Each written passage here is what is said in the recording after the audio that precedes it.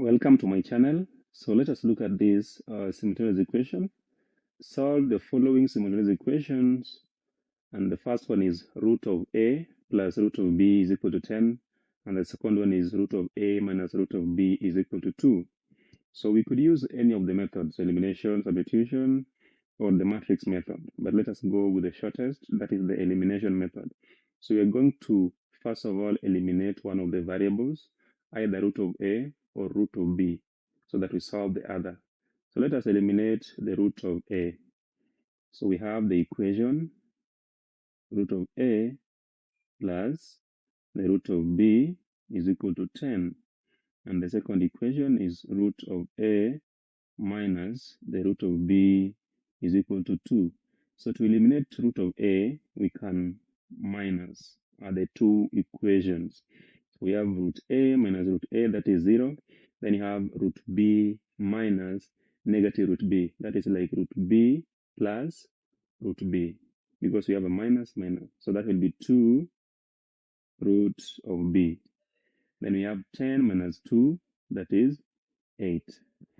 So the next thing is just to divide both sides by 2, so that you have root of b is equal to 4. So this is what root b is equal to.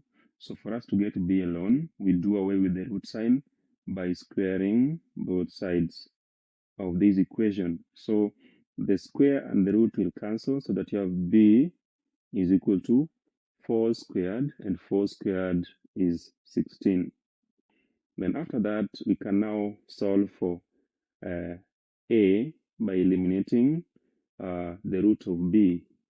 So we have the two equations, root of a plus the root of b is equal to 10, and we have root of a minus root of b is equal to 2. So to eliminate root of b, we are going to add. So let us add these equations. So you have 10 plus 2, that's 12. Then you have positive root b plus negative root b, that is 0.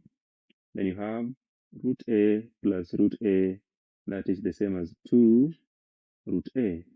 So the next thing is just to divide both sides by 2, so that you have root a being equal to 6. So root a is equal to 6. So to get a alone, we just square both sides of the equation. So power 2 and the root sign will cancel. So you're left with a being equal to 6 squared, which is 36.